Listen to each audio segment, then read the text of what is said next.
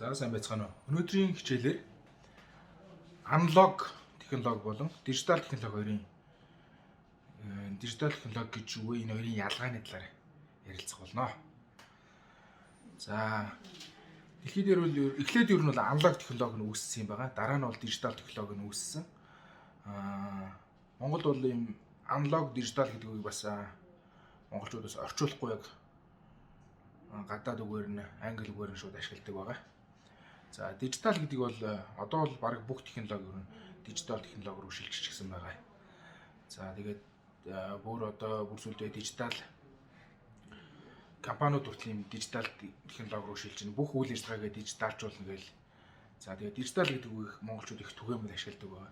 Дижитал хамтлаг гэдэг юм бой бэнд юм дуулдаг хамтлаг хүртэл байдаг байгаа. За 2014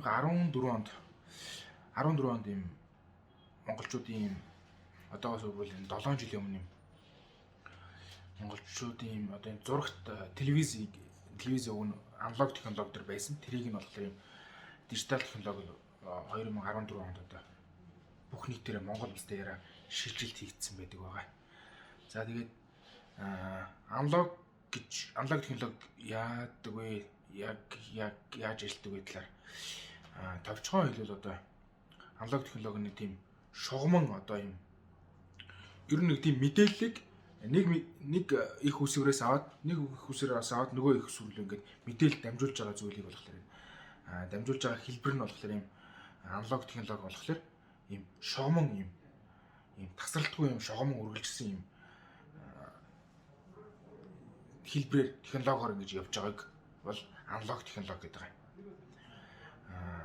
Дижитал технологи гэдэг нь болохоор нэг хэрэгслээс нөгөө хэрэгсэл рүү очиж байгаа мэдээлэл дамжуулж байгаа хэрэгсэл маань ийм тоон хэлбэрээр очиж байгааг бол дижитал технологи гэдэг юм. За энгийн жишээг үл одоо ингээд ийм цаг байна юм өөр ингээд эргэж явдаг юм цаг байна. Цагийн зүгээрээ ингээд эргэж явдаг цаг байна. Эсвэл юм электрон цаг байна. Шууд тоон ингээд солигдоод 1 2 3 гэх тоон солигдож байгаа тэр электрон цаг нь бол дижитал технологиор ажиллаж байгаа хэрэгсэл юм. Харин яг ингээд цаг нь ингээд эргэж явж байгаа юу нь болохоор энгийнээр хэлбэл бол аналог технологиор ажиллаж байгаа цаг гэсэн үг. За аналог технологиор ажиллаж байгаа ажиллахлаар бол юм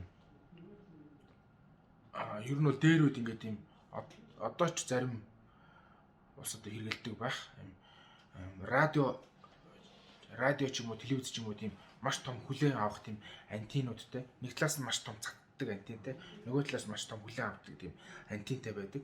Тэгээд тэр антенн болохоор юм шугам байдлаар ингэж шууд байдлаар ингэж цацчихдаг учраас юм бороо ч юм уу салхи ч юм уу эсвэл антенн нь нөгөө цацж байгаа антенн руугаа харахгүй өөр тийш харах тохиолдол төр мэдээллийг авч чадхаа болчдөг. Өөрөөр бид нар радио ажиллахаа болчдөг байгаа. Бас телевиз нь гарч исэн бол телевиз нь нэвтрүүлгийн тэр гарахаа болоод зэрэлжээд гарахаа болчдөг байгаа. Харин дижитал технологи нь болохоор юм тэр гадны биет нөлөөллөөс хамаагүй тэр шугам байдлаар дамжуулдаггүй юм тоон байдлаар одоо 1.0 гэсэн тийм хоёртын тоолны системээр мэдээллийг дамжуулдаг учраас юм тэр гадны нөлөөлөл хамаарахгүйгээр дамжигддаг байгаа. Тэгээд тэр дамжих процесс дээр болохоор тийм аналог технологи дээр тийм алдагдал үүсдэг бол дижитал технологи дээр алдагдал үүсдэг. Бас дээрэс нь хэд хэдэн давуу талтай ухрааж одоо тэр мэдээллийг давтаж үзэх чинь ухраах боломжтой байдаг байгаа. Тэгээд тэр мэдээллийг бас хадгалах боломжтой байдаг байгаа. Өөрөөр хэлбэл юм аналог технологи нь болохоор ямар нэг тийм хаардан дээр суурилаагүй зөвхөн хүлээж аваад үзэл өнгөрөх болох гэсэн шууд дамжуулалттай байна гэсэн үг. Дижитал технологи нь болохоор юм дамжуулаад хүлээж авч үзэх боломжтой байдаг байгаа. Тэгээ бас дээрэс нь хадгалах боломжтой гэсэн үг. Тэгэхээр тэрийг дахин ашиглах боломжтой боловч гэсэн үг тийм.